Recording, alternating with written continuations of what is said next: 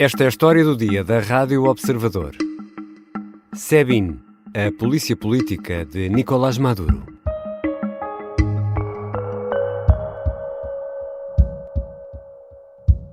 Fueron 2 años, 6 meses y 8 días viviendo en el centro de tortura quizás más grande de Venezuela.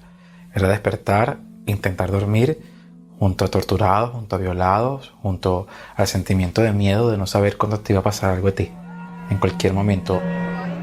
Rosmit Mantilla é venezuelano, foi deputado e é entre milhares de pessoas que foram detidas nos últimos anos pela polícia política venezuelana. Aqui, nesta entrevista à BBC, descreve como foi torturado e sobreviveu em condições deploráveis na cadeia usada pelo SEBIN, no centro de Caracas. Um edifício em espiral, desenhado para ser um futurista centro comercial de um país rico, muito rico. Mantilla esteve detido mais de 2 anos e meio. Nicolás Maduro tem à sua disposição uma força policial que é usada para deter os opositores do regime.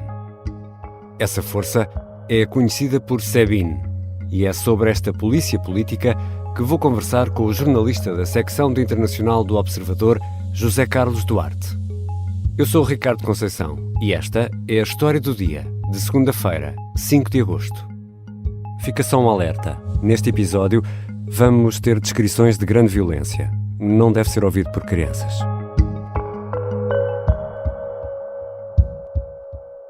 Bem-vindos, Zé Carlos. Olá, Ricardo. Vamos começar pela definição. O que quer dizer e o que é o SEBIN?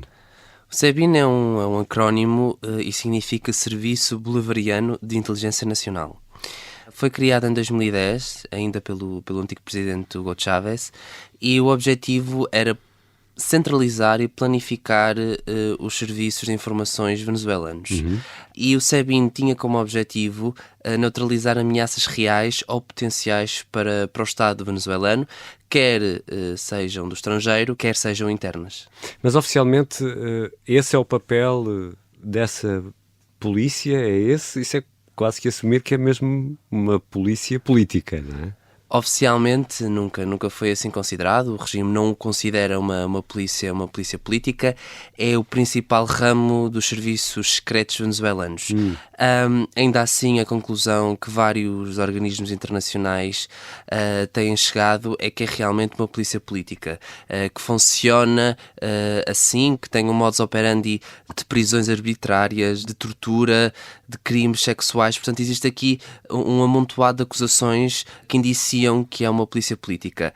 Ainda assim, também convém referir que tem outras funções, ou seja, não é apenas para perseguir opositores políticos, também funciona para detectar ameaças estrangeiras, daí que também não seja apenas uma polícia política, um conceito um bocadinho mais alargado.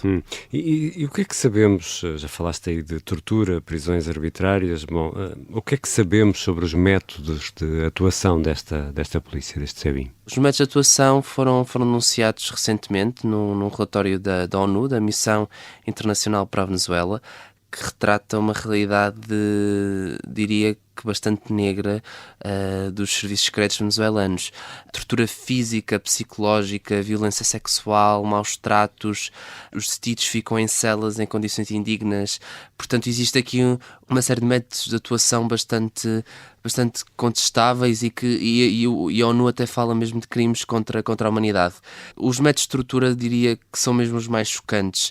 Existem relatos de pessoas que passaram, pessoas que foram detidas pelo SEBIN, que elencam métodos de tortura como crucificações, asfixia com químicos, espancamentos, choques elétricos. Portanto, existe aqui um lote de tortura bastante indigno. E não é só tortura física, também tortura psicológica.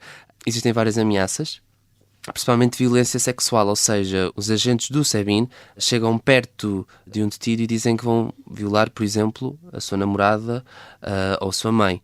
Por outro lado, também existe a própria privação de sono, privação de alimentos, frio. Existe aqui uma série de métodos que as autoridades do SEBIN utilizam para tentar, muitas vezes, sacar uma confissão ou então mesmo obter informações que comprometam outros opositores. E são claramente típicas de Estados totalitários. E sabemos quantos presos políticos há na Venezuela? Neste momento é um dado muito difícil de se obter. Os dados mais recentes, publicados por uma ONG, Foro Penal, dão conta de 269 presos políticos, mas depois das eleições diria que são mais. Não se sabe exatamente quantos, é muito difícil calculá-los, porque muitas vezes as pessoas são detidas e desaparecem durante meses. E não há um processo Exato. legal, não é? Visível. Exato. Portanto, é muito complicado perceber quantas pessoas estão nesta situação. Entre os visados, entre estes presos políticos, estão os principais rostos da oposição e também críticos do regime, jornalistas, ativistas, líderes de movimentos estudantis. Também estão várias pessoas que participam até em manifestações. Portanto, existe aqui um controle a todas as vozes críticas do governo de Nicolás Maduro. E, como estávamos aqui a dizer, Zé Carlos, essas pessoas, no fundo, algumas delas não terão direito a um processo. Podem ser encarceradas durante meses sem qualquer vislumbre de julgamento ou de uma resolução para o seu processo, imagino. Sim. Não existe muitas vezes sequer um mandado de captura. As pessoas são detidas de forma arbitrária e muitas vezes, o relatório da ONU, muitas vezes a polícia vai à casa de um opositor, a polícia, neste caso o SEBIN, vai à casa de um opositor e fabrica e coloca provas, por exemplo, armas, droga, e depois existe já aí uma acusação. As pessoas são apanhadas em flagrante delito e existe aí uma base, mais fabricada, obviamente, mas para ter os opositores. Isso é uma conclusão desse relatório? Exatamente. Está explicitamente no relatório e muitas vezes é uma ordem direta de Nicolás Maduro. Portanto, o presidente tem realmente aqui um dedo nestas tensões. Depois, muitas vezes vão detidas e ficam incontactáveis. Não têm direito, muitas vezes, sequer a um advogado, não conseguem falar com a família e ficam em paradero desconhecido durante meses, durante dias e não existe sequer um julgamento. Não ficam num limbo. Num limbo jurídico que é muito difícil de sair, muitas vezes. Já regressamos à conversa com o jornalista da secção de internacional do Observador, José Carlos Duarte. Importa ainda conhecer uma das cadeias usadas pelo SEBIN, que funciona num local que foi projetado para ser um centro comercial único no centro de Caracas, na altura uma cidade muito rica.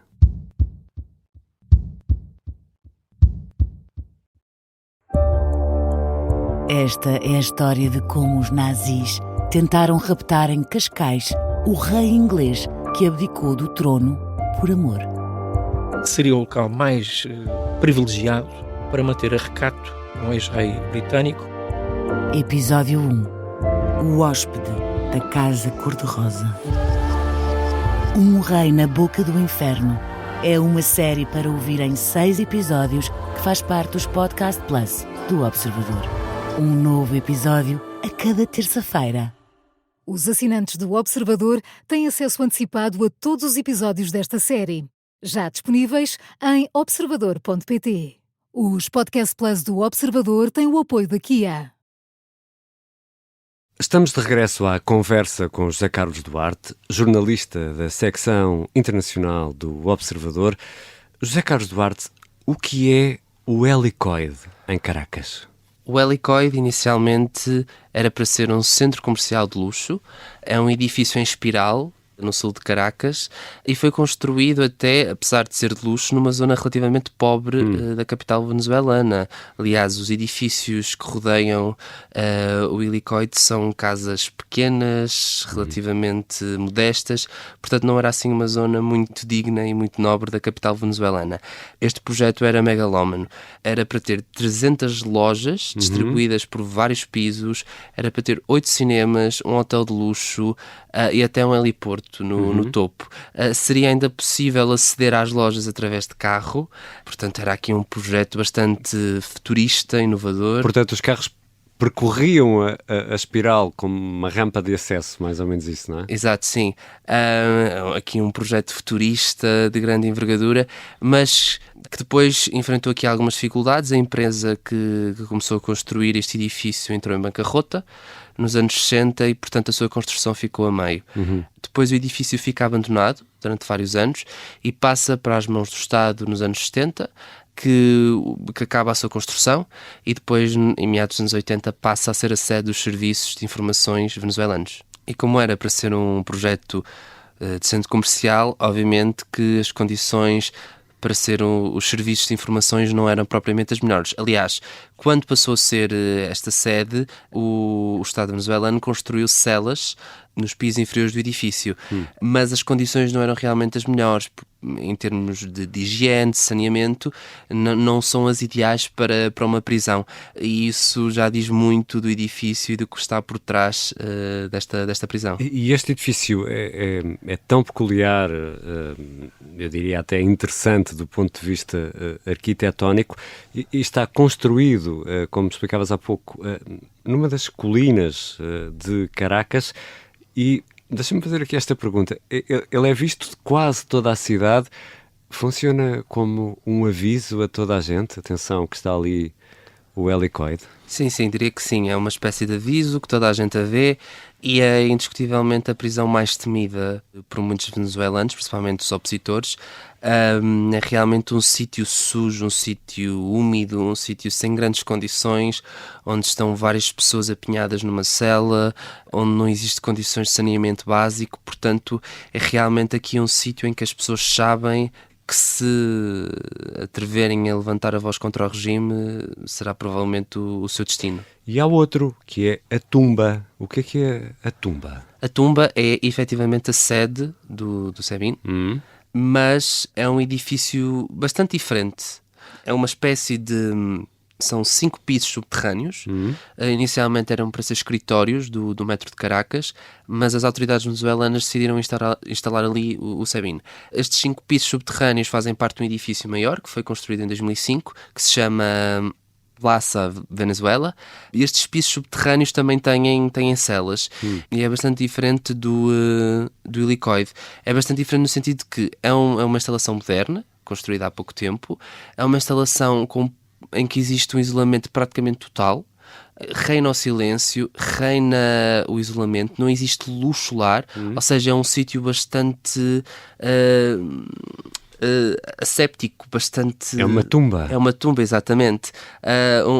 Eu li um relato de uma pessoa que passou pela tumba e disse que era um manicômio do futuro, ou seja, é um sítio bastante isolado, são celas bastante isoladas que são efetivamente e que funcionam como uma tortura psicológica, porque se perde a noção do tempo, perde-se a noção do espaço. Há aqui realmente uma intenção maquiavélica por trás. E afinal de contas, quem manda no SEBIN? O SEBIN tem efetivamente um diretor-geral, chama-se Gustavo González López, e o SEBIN está sob a tutela do Ministério do Poder Popular para as Relações Internas, Justiça e Paz, que diria que é um Ministério da Administração Interna misturado com o da Justiça. Mas o que é facto é que o relatório da ONU e várias organizações internacionais dizem que este organismo é controlado por Nicolás Maduro. Tem um poder quase total, obviamente que tem de informar o diretor-geral, mas o diretor-geral também é um ex-ministro, é uma figura de regime, portanto não existe grandes conflitos entre os dois líderes. E também quem tem um papel muito importante no SEBIN é Diosdado Cabello, que é o número 2 do regime, e também tem uma grande influência e consegue mandar que o diretor-geral prende um certo opositor, e até o relatório da ONU diz que as sessões de tortura são muitas vezes encomendadas por Nicolás Maduro e Diosdado Cabello. Portanto, é uma espécie, lá está, de polícia política que tem um organismo próprio, que tem uma hierarquia própria, mas que é muitas vezes controlada apenas pelo presidente. E agora, neste período eleitoral, esteve particularmente ativo, neste período pós-eleitoral? Sem dúvida. O SEBIN esteve bastante ativo no período pré-eleitoral e agora, no período pós-eleitoral, já há um vislumbre daquilo que aconteceu. Portanto, um dos principais opositores de regime, que se chamava Freddy Superlano, e que pertence ao partido de Juan Guaidó, outro dos grandes opositores de Maduro, que neste momento está no exílio em Miami, foi detido na passada terça-feira, melhor dizendo, sequestrado, na passada terça-feira, e desapareceu. Não se sabe do seu paradeiro, não se sabe onde está, e este opositor, que declarou o apoio a Edmundo González nas presidenciais, terá sido detido pelo SEBIN. A ONU emitiu uma nota recentemente a dizer que provavelmente ou levaram-no para a tumba ou para o helicóide. Obrigado, Zé Carlos. Obrigado. José Carlos Duarte é jornalista da secção de internacional do Observador. Esta foi a História do Dia. E se gosta da História do Dia, aqui fica aquele apelo especial, sobretudo em tempo de férias. Carregar onde diz seguir a História do Dia na aplicação que habitualmente utiliza para ouvir podcasts. Para nós é mesmo importante. Por isso, um obrigado a quem já segue a História do Dia e a quem passa a seguir. A sonoplastia é da Beatriz Martel Garcia, a música do genérico do João Ribeiro. Eu sou o Ricardo Conceição. Até amanhã e boas férias.